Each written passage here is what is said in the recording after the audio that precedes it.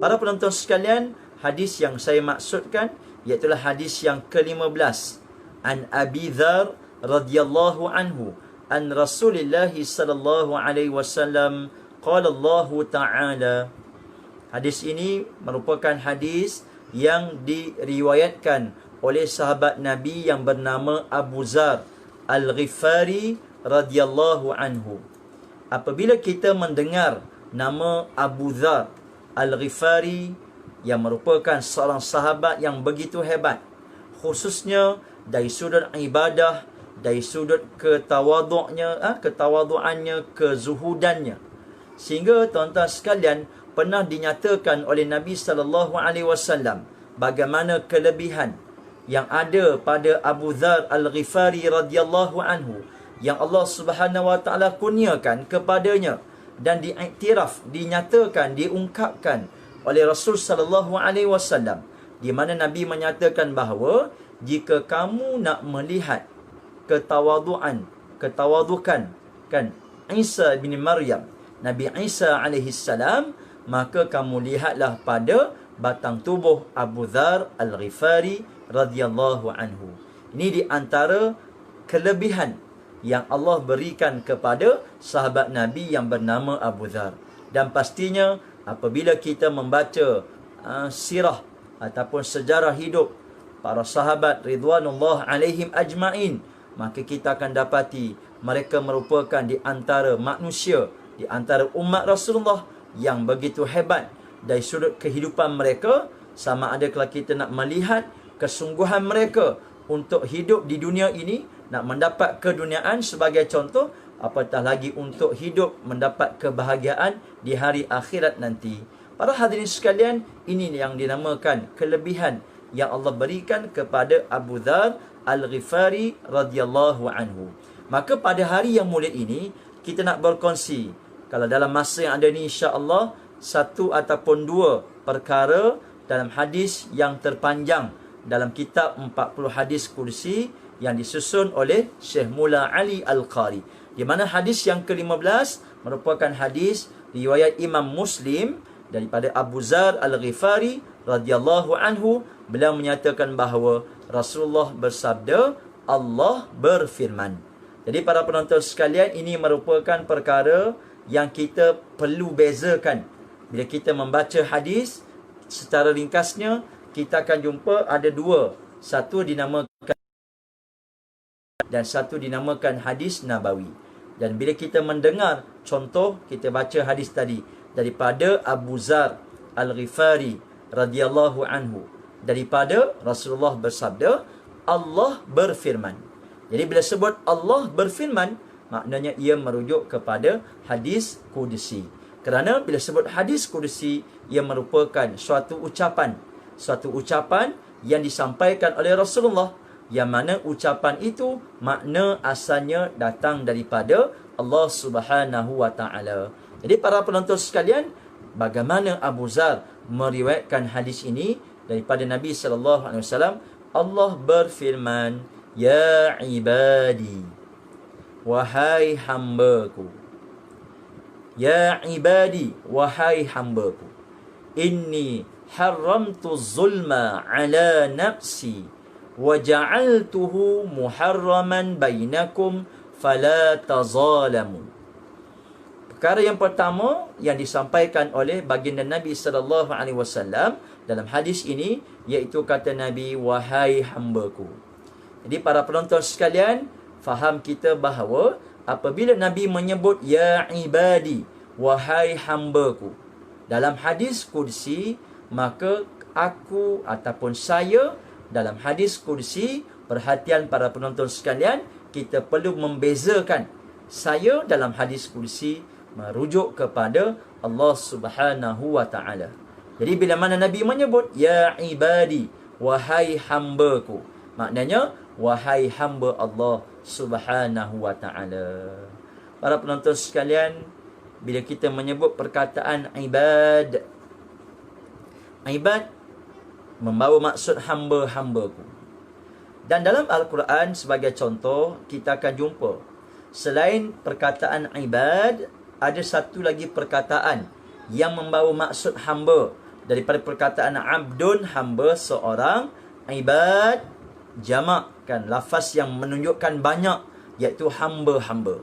Dan di sana ada perkataan hamba dalam bahasa Arab yang beza sedikit dengan perkataan ibad, iaitu perkataan abid. Kalau ibad, ain ba alif dal, ibad. Adapun abid, ain ba ya dal, abid. Apa beza di antara ibad dan juga abid? Para penonton sekalian, ini di antara kita kata keunikan, kehebatan bahasa Arab yang sukar untuk nak ditandingi.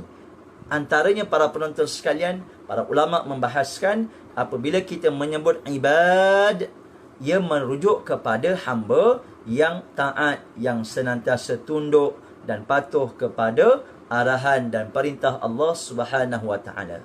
Maksudnya, bila kita menyebut ibad, ia menunjukkan hamba yang baik, hamba yang taat kepada Allah Subhanahu wa taala. Sebagai contoh, kalau kita boleh merujuk dalam surah Al-Furqan, para penonton sekalian nanti boleh merujuk pada surah Al-Furqan pada juzuk yang ke-19. Boleh lihat surah Al-Furqan pada juzuk yang ke-19. Di bahagian akhir surah Al-Furqan, Allah Subhanahu wa taala berbicara berkenaan dengan ibadur rahman, iaitu hamba-hamba Allah Subhanahu wa taala. Jadi apa yang dimaksudkan dengan ibadur rahman? Yakni hamba-hamba yang senantiasa taat dan patuh kepada Allah Subhanahu wa taala. Syekh Dr. Yusuf Al-Qaradawi telah pun menjelaskan daripada ayat-ayat akhir surah Al-Furqan, Allah berbicara berkenaan dengan 12 sifat golongan ibadur rahman. Para penonton sekalian, itu perkataan ibad. Maka beza dengan perkataan abid. Kita terjemah dalam bahasa Melayu juga hamba-hamba. Maka beza di antara duanya, iaitu abid, iaitu hamba yang zalim, yang kufur, yang ingkar. Ini beza di antara perkataan ibad dan juga perkataan abid. Jadi bila mana kita baca Al-Quran, jumpa perkataan ibad, ain, ba, alif, dal, maka ia merujuk kepada hamba yang taat. Adapun abid, walaupun kata dasar yang sama, abdun, tapi abid, ia merujuk kepada hamba yang ingkar, yang kufur, yang kata melakukan maksiat, kezaliman, kejahatan di atas muka bumi Allah Subhanahu wa taala. Para penonton sekalian, bila mana Nabi menyeru, ya ibadi, wahai hamba-hambaku, maknanya ia suatu seruan yang datangnya daripada Allah Subhanahu wa taala. Apa maksudnya Allah menyeru kepada kita sebagai hamba? Kalau benar kita hamba Allah, kita hamba yang taat kepada Allah Subhanahu wa taala, maka sila mari sama-sama kita perhatikan apa yang nak disampaikan oleh Allah dan Ar-Rasul sallallahu alaihi wasallam. Para penonton sekalian, kata Nabi, Allah berfirman, ya ibadi, inni haramtu zulma ala nafsi wa ja'altuhu muharraman bainakum fala tazalamu. Maka kata Nabi sallallahu alaihi wasallam, sesungguhnya aku haramtu zulma, mengharamkan kezaliman, ala nafsi, ke atas diriku. Jadi para penonton sekalian, kita dah jelaskan di peringkat awal tadi, iaitu bila mana Nabi menyebut aku, saya, di mana hadis itu merupakan hadis kudusi, maka ia merujuk kepada Allah Subhanahu wa taala. Maknanya, bila Nabi menyampaikan inni haramtu zulma ala nafsi, sesungguhnya aku mengharamkan kezaliman atas diriku, bermakna sesungguhnya Allah mengharamkan kezaliman atas dirinya, mana atas Allah Subhanahu wa taala. Wa ja'altuhu muharraman bainakum, dan aku, yakni Allah, menjadikan ia. Kan kalau kita belajar bahasa Arab, wa ja'altuhu, hu tu maknanya dia, ya ataupun nya itu kembali kepada az-zulma, yakni kezaliman. Jadi pertama Nabi sebut, sesungguhnya Allah mengharamkan kezaliman atas dirinya. Kemudian yang kedua Nabi tegaskan, dan Allah jadikan perkara itu, yakni perkara zalim itu, perkara yang haram bainakum, sesama kamu. Dan yang ketiga kata Nabi SAW, fala tazalamu, dan janganlah kamu melakukan kezaliman. Para penonton, muslimin dan muslimat, mudah-mudahan dirahmati Allah Subhanahu wa taala. Terima kasih yang masih lagi terus menonton. Yang baru menonton, boleh terus tekan button share. InsyaAllah, mudah-mudahan ia lebih memberikan manfaat kepada mereka-mereka yang berada di luar sana.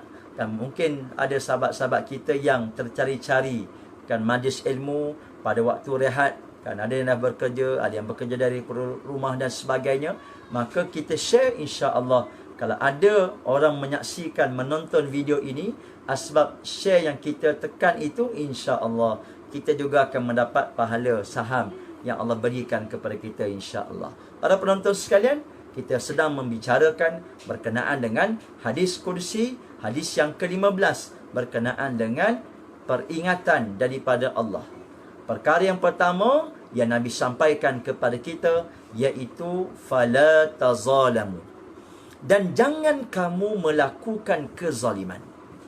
Para penonton sekalian, sebelum kita bahas tentang perkara jangan melakukan kezaliman, apa maksud kezaliman, apa bentuk-bentuk kezaliman, apa keburukan, apa dia punya kesan buruk mereka-mereka yang melakukan kezaliman dan sebagainya.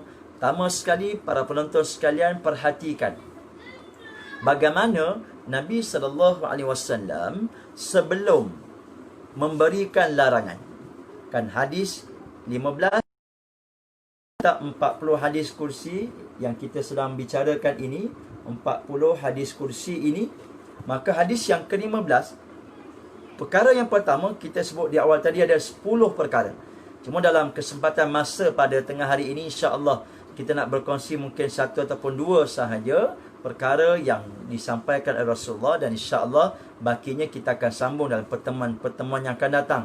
Para penonton sekalian, perhatikan sebelum Nabi melarang, kan, fala tazalamu, jangan kamu melakukan kezaliman.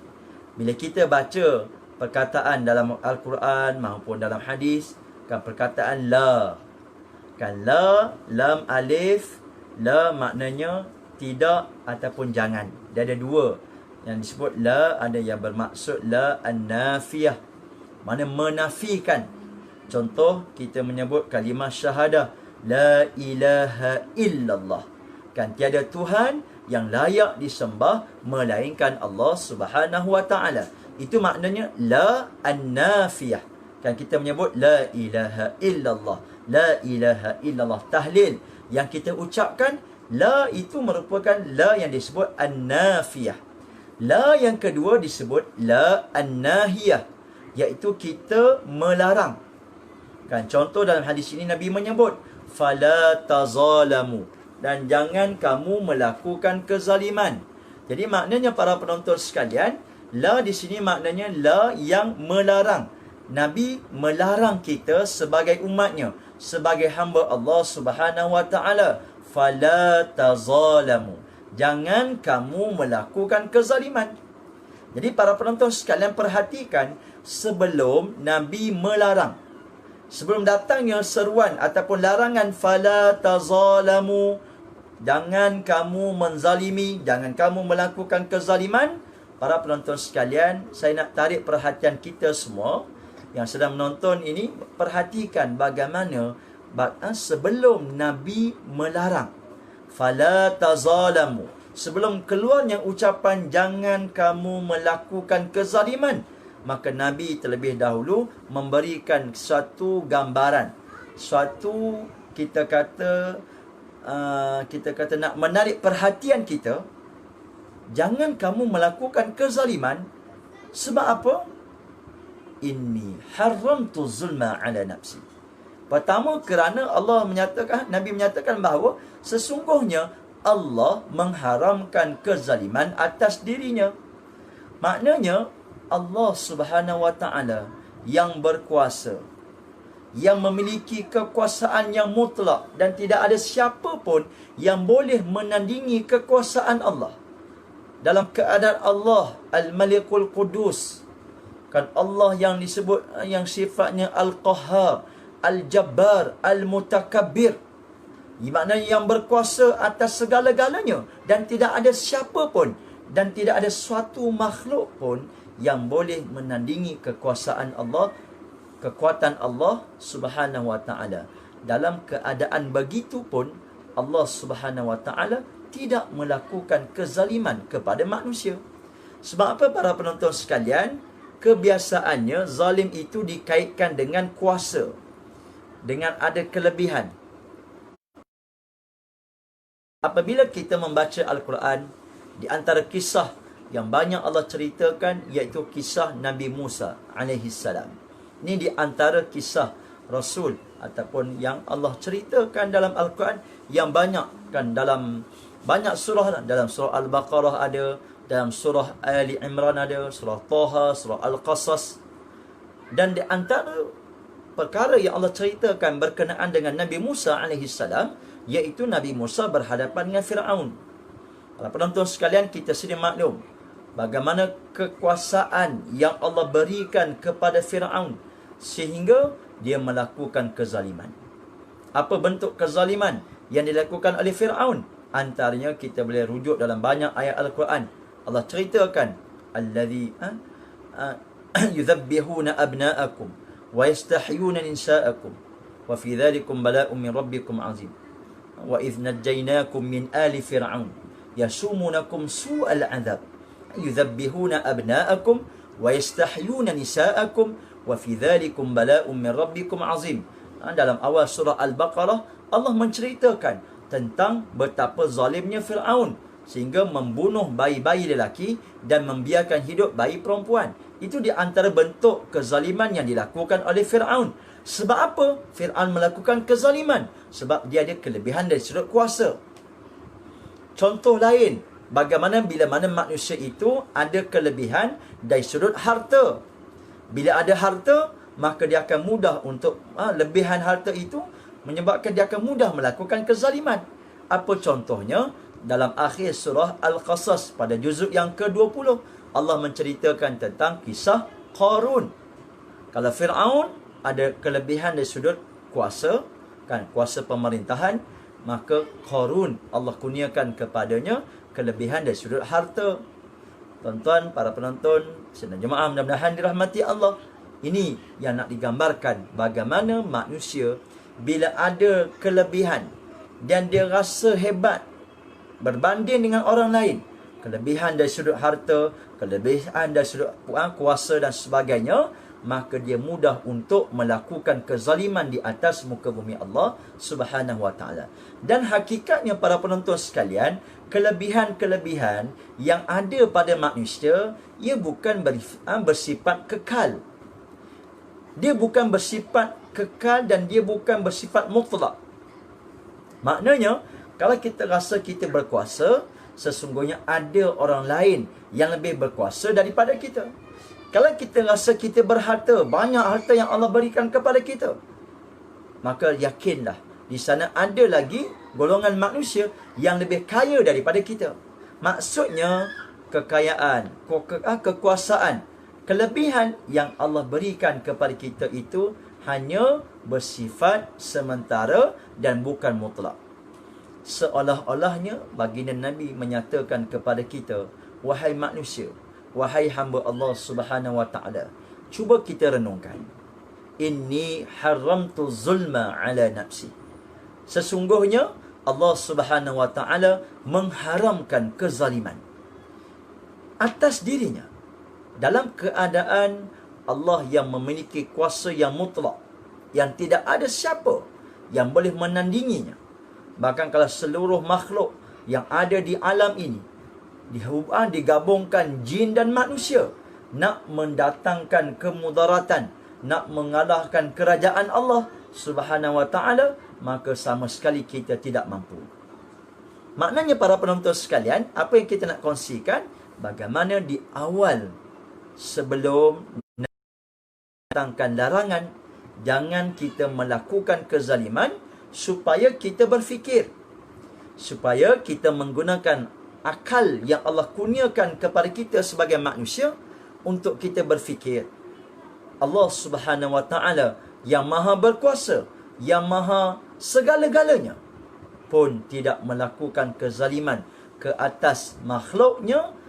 Takkanlah kita sebagai hamba Allah yang Allah berikan sedikit kelebihan, tiba-tiba kita melakukan kezaliman di atas muka bumi Allah Subhanahu wa taala. Maka itu perkara yang tidak selayaknya, tidak patut bagi hamba Allah Subhanahu wa taala.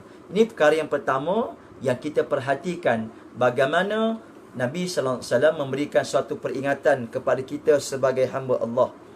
Bila mana kita hidup di atas muka bumi ini, kalau ada niat, ada hasad, ada terdetik dalam diri kita nak melakukan kezaliman di atas muka bumi Allah, maka ingat, ini merupakan peringatan daripada Nabi.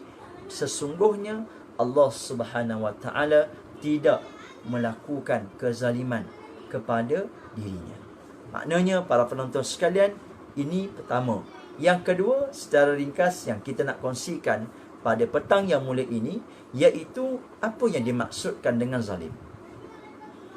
Pertama, kita faham bila sebut zalim ni, iaitu dia perkara yang berlawan dengan adil. Kalau kita sebut adil, kan, keadilan adil, iaitu wada'un syai' fi mahalli. Kita meletakkan sesuatu pada tempatnya. Jadi zalim ni lawan kepada adil.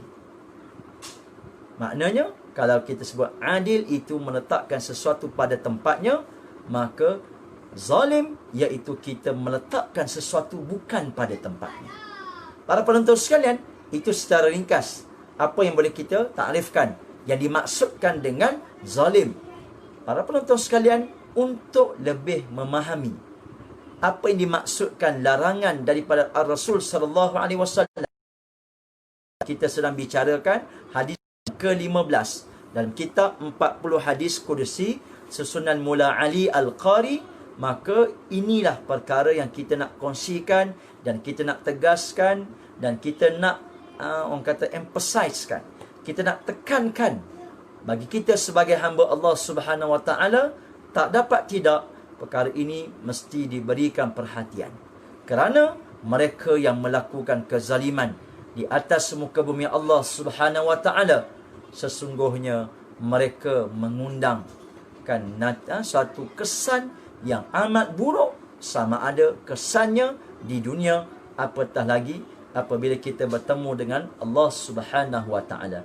Para penonton sekalian, sebagaimana yang kita nyatakan di awal tadi, untuk kita nak memahami larangan fala tazalamu, jangan kamu melakukan kezaliman, maka para ulama membahagikan jangan kamu melakukan kezaliman dibahagikan kepada 3 perkara. Para penonton sekalian, berikan perhatian ketiga-tiga perkara ini supaya kita menjadi hamba yang adil. Kan?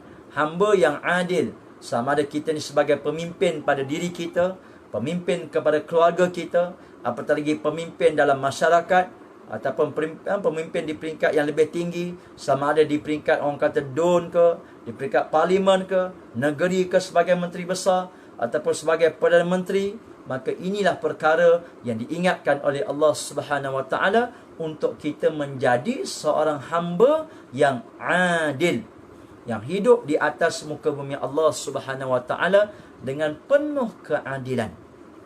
Sebab para penonton sekalian, sebagai suatu kita sebut basyira, kan, berita gembira bagi mereka-mereka yang dapat melaksanakan tanggungjawabnya dengan keadilan, dengan penuh adil, maka insya-Allah satu janji, berita gembira, basyira yang disampaikan oleh Nabi sallallahu alaihi wasallam.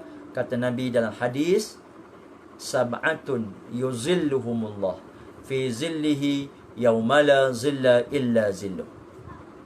Kan Nabi sebut ada 7 golongan yang mendapat naungan Allah Subhanahu wa taala pada hari akhirat kelak nanti, yauma la zilla illa zilluh, di mana tiada naungan melainkan naungan Allah Subhanahu wa taala.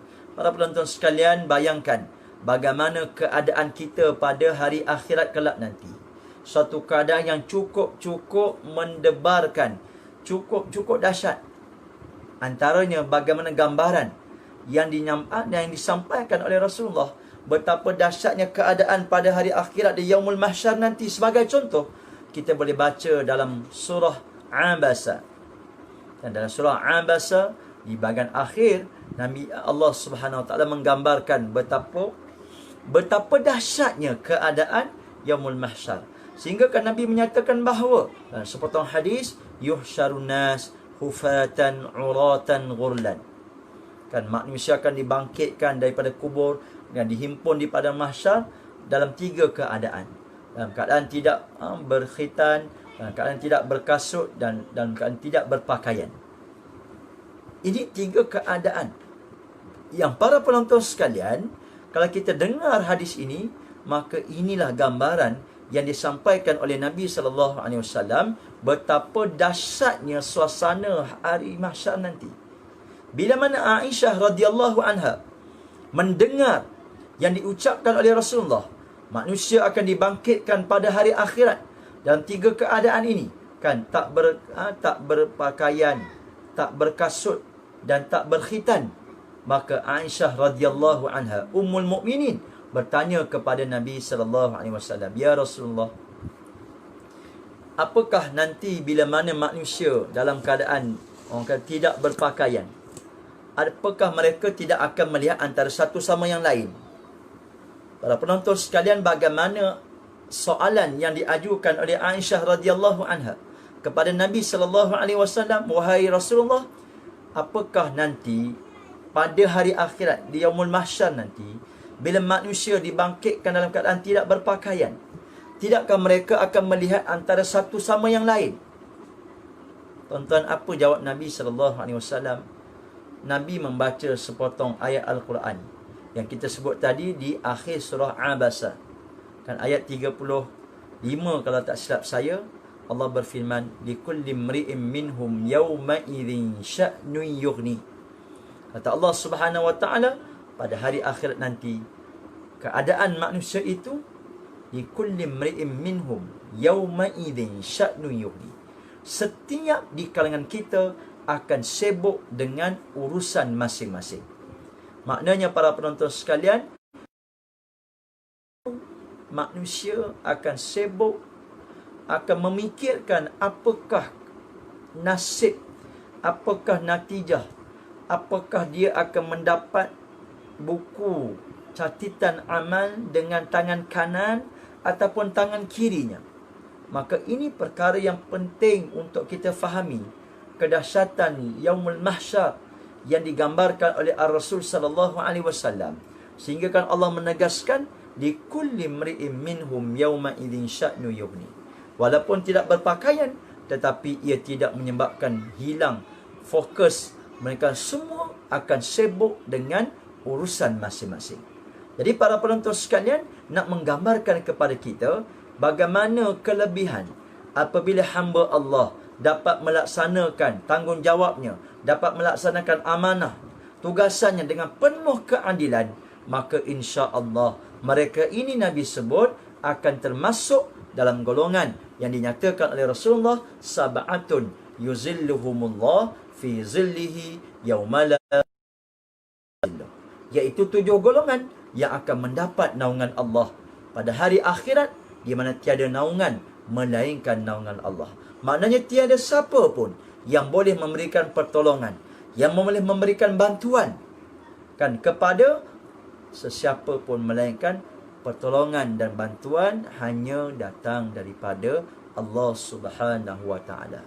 Maknanya jika Allah izinkan, maka layaklah mereka mendapat bantuan, pertolongan daripada Allah Subhanahu wa taala. Muslimin dan muslimat mudah-mudahan dirahmati Allah. Siapakah golongan itu? Antaranya Nabi bersabda, Al-Imamul Adil.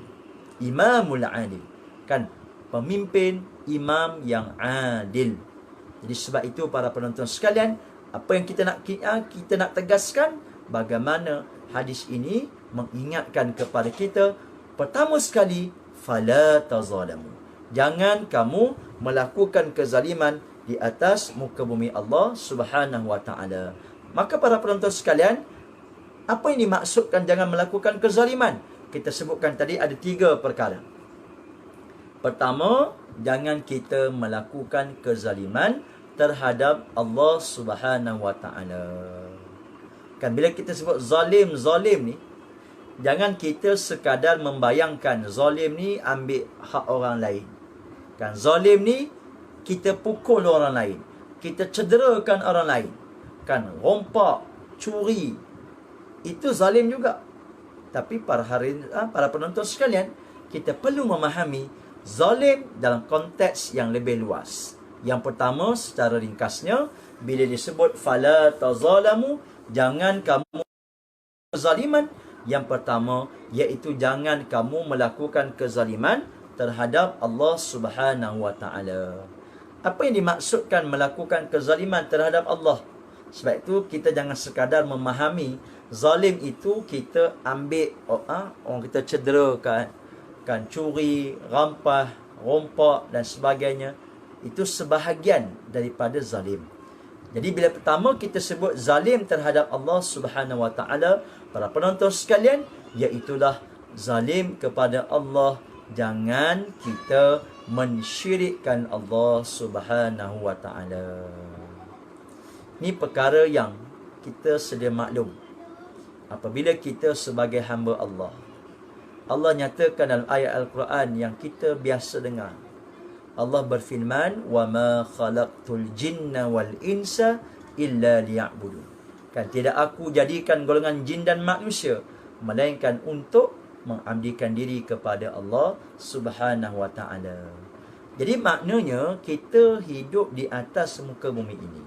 Apabila Allah memberikan keizinan untuk kita hidup di atas muka bumi ini, pertama kita kena faham, iaitu tujuannya apa? وَمَا خَلَقْتُ الْجِنَّ وَالْإِنْسَ إِلَّا لِيَعْبُدُونَ.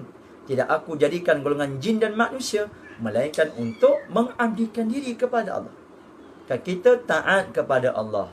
Bahasanya tuan-tuan sekalian, bila sebut hamba, iaitu kita buat apa yang disuruh, tinggal apa yang dilarang. Kan senang, bunyinya memang senang, tapi nak melaksanakannya, nak mempraktiskan dalam kehidupan seharian kita, dia bukanlah perkara yang mudah. Para penonton sekalian, ini perkara yang kita kena beri perhatian. Yang pertama kita sebut tadi, iaitu menzalimi Allah Subhanahu wa taala, kita mensyirikkan Allah Subhanahu wa taala. Perhatikan dalam wasiat Luqmanul Hakim yang Allah Subhanahu wa taala ceritakan dalam suratul Luqman. Para penonton sekalian, kisah yang orang kata ayat yang masyhur, ayat yang mungkin kita dah biasa dengar, bagaimana Allah memberikan kita suatu kisah yang cukup hebat, wasiat Luqmanul Hakim kepada anaknya, dan dirakamkan oleh Allah dalam Al-Quran. Bahkan Allah muatkan satu surah yang namanya Luqman, Luqmanul Hakim. Kan Luqman seorang hamba Allah, abdun salih, hamba Allah yang salih. Wallahu ta'ala a'lam. Para ulama khilaf dalam menentukan siapakah Luqmanul Hakim. Ada yang berpandangan beliau merupakan seorang nabi, ada yang berpandangan beliau seorang qadi, ada yang berpandangan beliau seorang hamba yang soleh.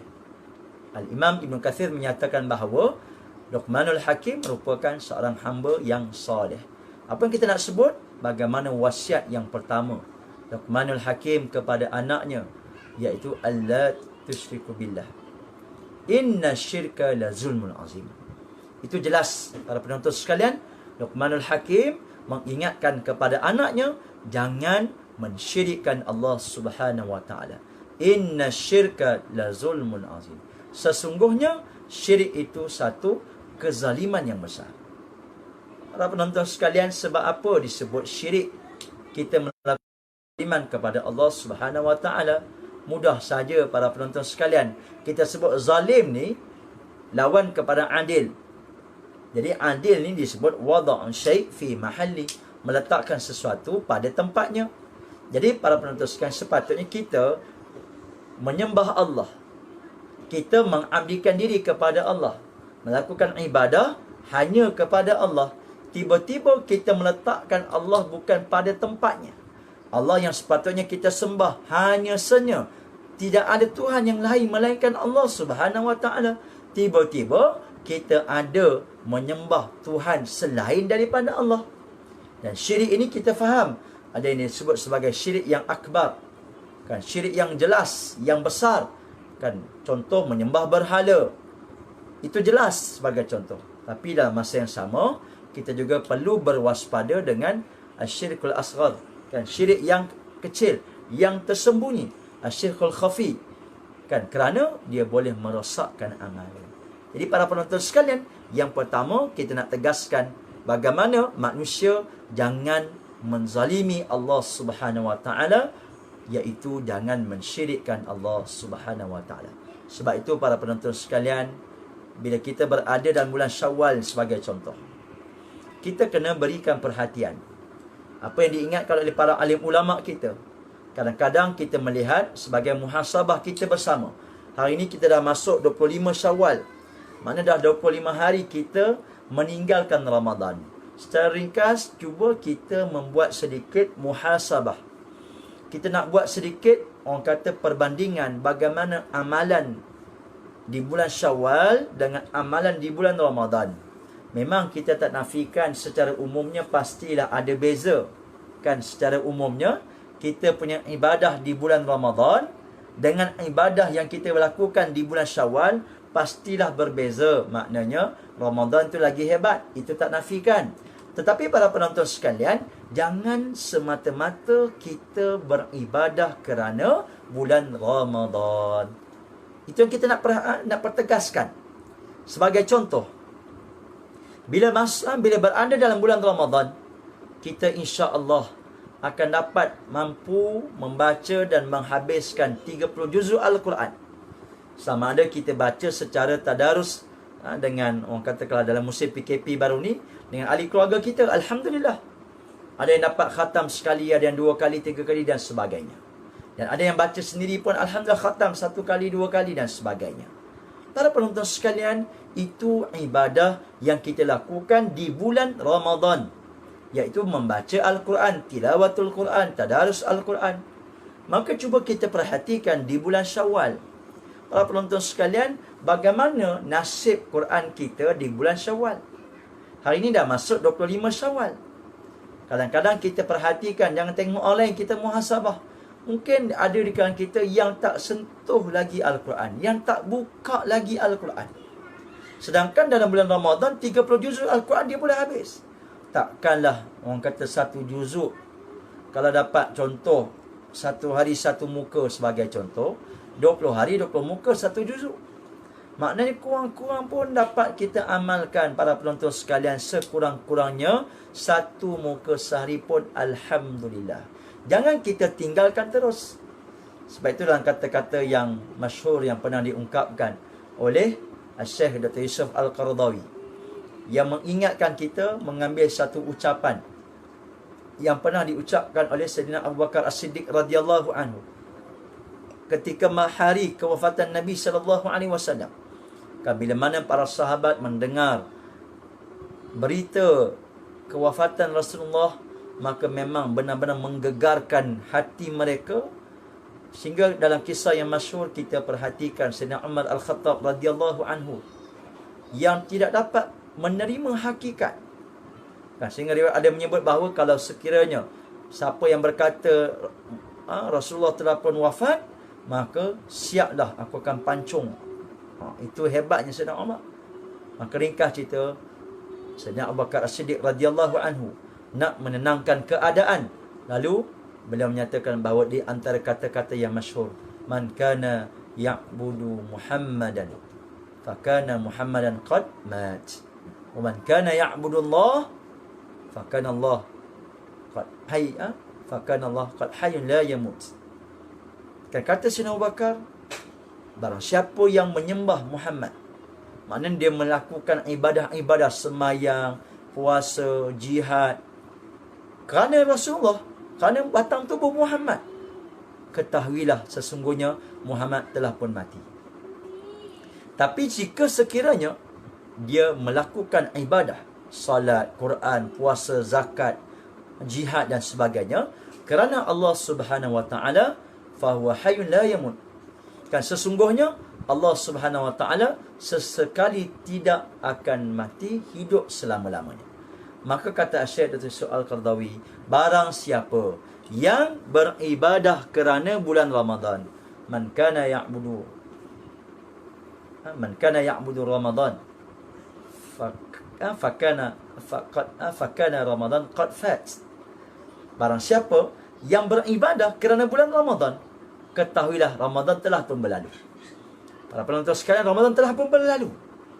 Dan wa man kana ya'budullah, barang siapa yang menyembah Allah Subhanahu wa taala, ketahuilah Ramadan, ketahuilah Allah senantiasa hidup dan tidak akan mati.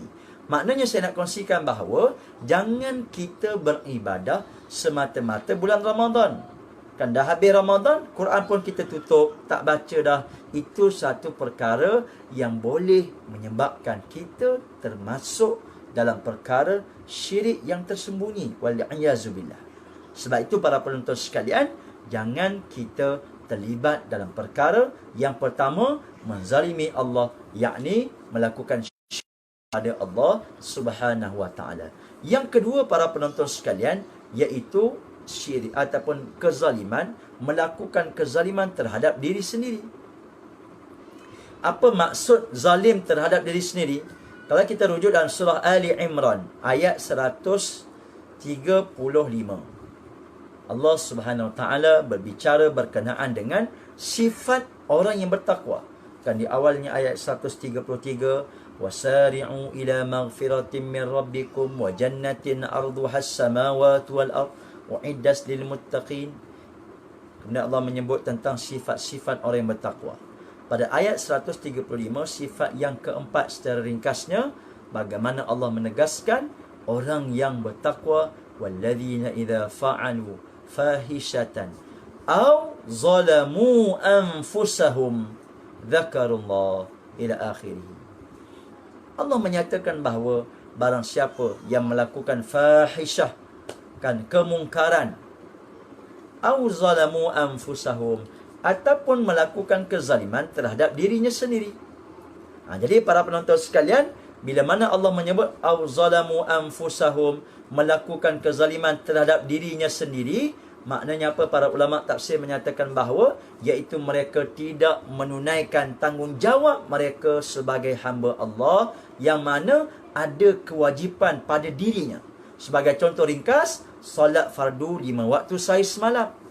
Para penonton sekalian, ingat, walaupun kita di musim PKP, tidak semua lagi masjid dan surau dibuka.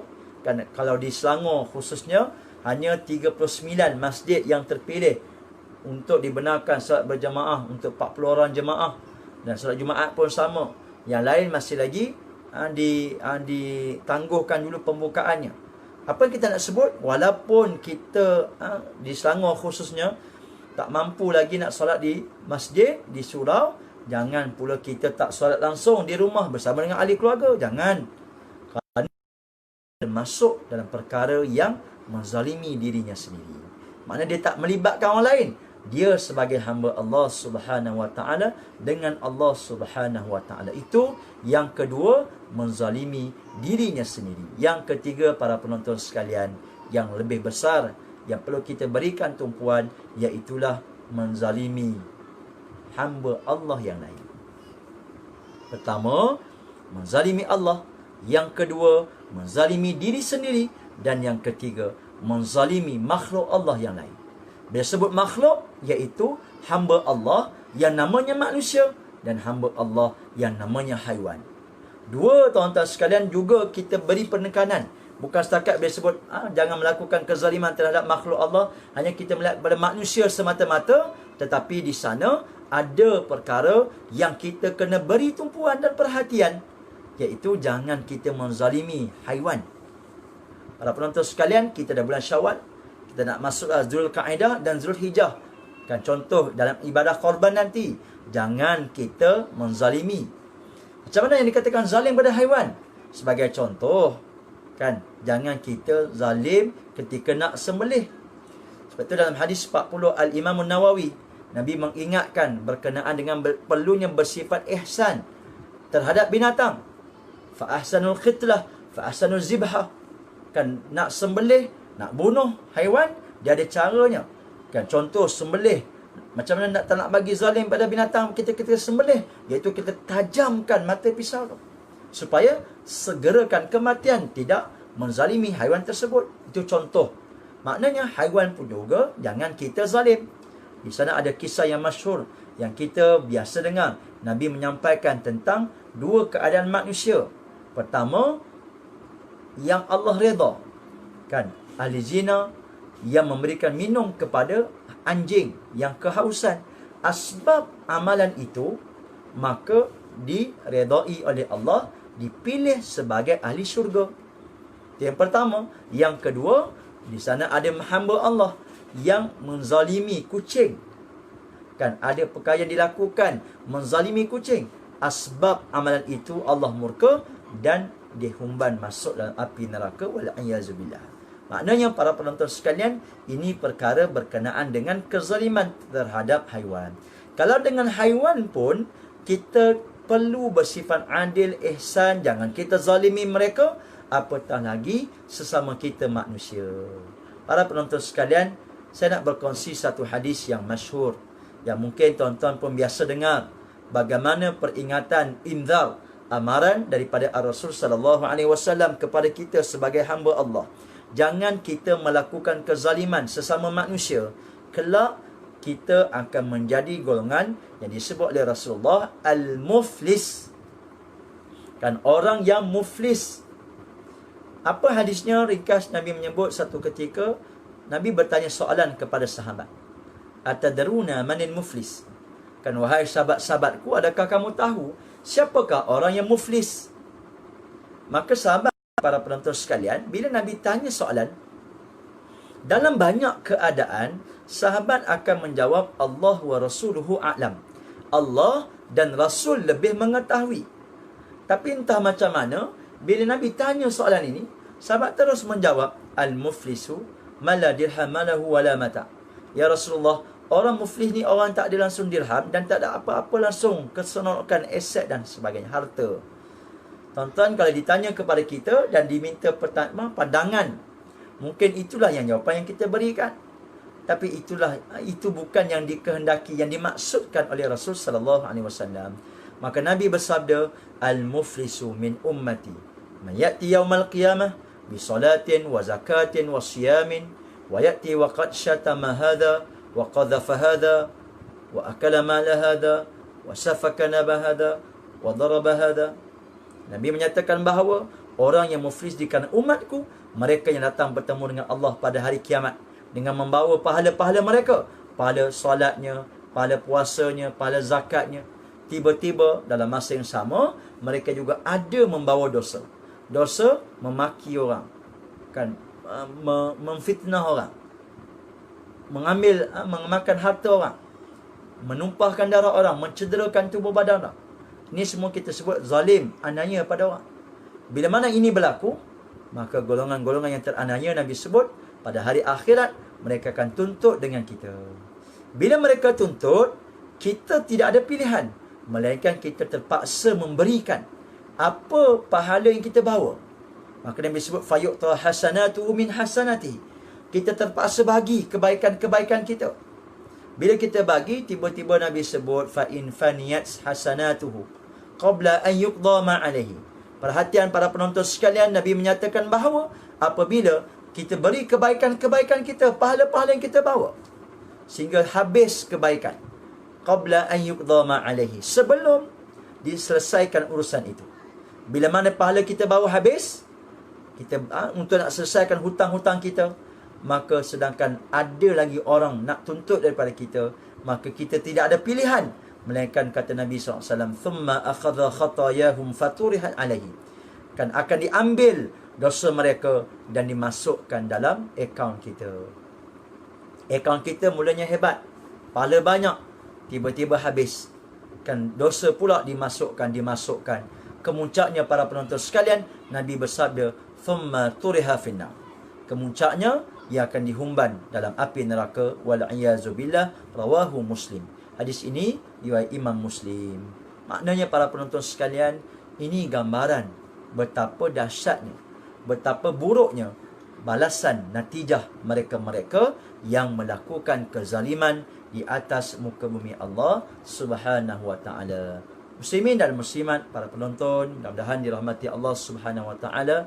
Inilah perkara yang kita nak kongsikan pada petang yang mulia ini berkenaan dengan suatu peringatan, pesanan daripada Nabi sallallahu alaihi wasallam kepada kita agar kita jauhkan diri daripada melakukan kezaliman. Pertama, sama ada melakukan kezaliman kepada Allah Subhanahu wa taala, yang kedua menzalimi diri sendiri, dan yang ketiga menzalimi Allah, menzalimi makhluk Allah yang lain, sama ada di kalangan manusia maupun haiwan. Dan mudah-mudahan Allah Subhanahu wa taala terus menetapkan hati kita dan amalan kita di antara hamba-hambanya yang soleh, yang senantiasa melaksanakan perintah-perintahnya dan menjauhi segala larangannya. Jadi para penonton, mudah-mudahan dirahmati Allah Subhanahu wa taala. Terima kasih di atas perhatian, terima kasih di atas pendengaran yang diberikan, insya-Allah. Mudah-mudahan Allah Subhanahu wa taala senantiasa merahmati kita. Dan terima kasih juga saya nak ucapkan kepada pihak Musalla An-Nur Selcom Petaling Jaya yang terus-menerus menganjurkan kuliah Zuhur walaupun secara online. Mudah-mudahan ada manfaat yang boleh kita kongsikan bersama dalam usaha untuk kita menjadi hamba yang senantiasa tunduk dan patuh kepada Allah Subhanahu wa taala. Para penonton sekalian, saya kira dah sampai di sini saja untuk tazkirah Zuhur pada petang yang mulia ini. Sebelum akhir, ada sedikit pengumuman yang saya nak kongsikan, iaitu berkenaan dengan ibadah korban dan akikah. Kalau tuan-tuan perempuan yang berminat untuk menyertainya, saya mewakili NGO Shabab Care. Ini tahun yang ke-7 kita menganjurkan, sama ada dalam negara maupun di luar negara. Dalam negara di Sarawak, ada juga di Semandung Malaysia, dan juga di luar negara di Kemboja, di Indonesia. InsyaAllah saya akan kongsikan posternya nanti di ruangan komen, dan insyaAllah tuan-tuan boleh terus menerus memberikan sokongan kepada majlis ilmu, dan insyaAllah mudah-mudahan Allah Subhanahu Wa Taala berkati kita. Jadi sekadar itu saja. Terima kasih di atas perhatian, mohon maaf di atas kelemahan dan kekurangan. InsyaAllah kita akan berjumpa lagi. Kita akhiri dengan bacaan doa insyaAllah. A'udzubillahi minasyaitonirrajim. Bismillahirrahmanirrahim. Alhamdulillahirabbil alamin. Wassalatu wassalamu ala asyrafil anbiya wal mursalin wa ala alihi wa sahbihi ajma'in. Allahumma ja'alna hadha jam'an marhuma wa tafarraqna min ba'dihi tafarruqan ma'suma. Rabbana zidna 'ilma wa zidna fahma wa 'amalan salihan mutaqabbala. Wa sallallahu ala sayyidina Muhammad wa ala alihi wa sahbihi ajma'in. Walhamdulillahirabbil alamin. Subhanakallah bihamdik, nashhadu an la ilaha illa anta, astaghfiruka wa natubu ilaik. Wassalamualaikum warahmatullahi wabarakatuh.